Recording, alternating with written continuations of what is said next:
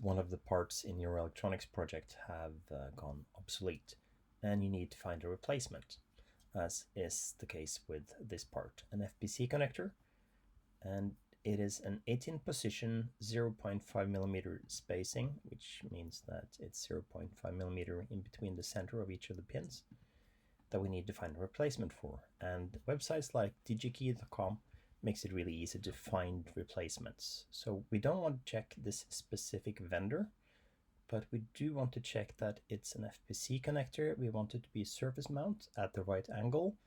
We want it to have the contacts at the top. This is important, or you'll flip the cable. You want 18 positions and you want 0.5 millimeters pitch. The remaining options can be just as default, and this gives us 7 alternates. So let's see at the list, check the list that they present us. Here's several possible ones. Not all of them are in stock.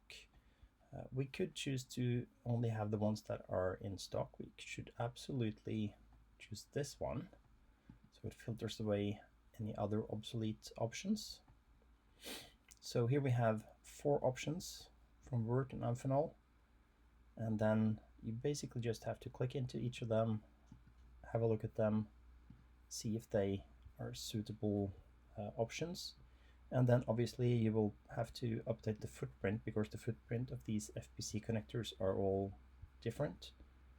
And in this case, we might actually have to draw it ourselves. Beautiful 3D model, but no footprint. That's interesting. Well, in that case, maybe we will want to select the alternate option from Amphenol, just because we're lazy. Let's see if they have it. Yeah, this has footprints and even a 3D model, it looks. So yeah, in this case I would probably choose this, just so I don't have to spend time on drawing the footprint from scratch. So yeah, this is one of the ways you can find replacements for obsolete parts.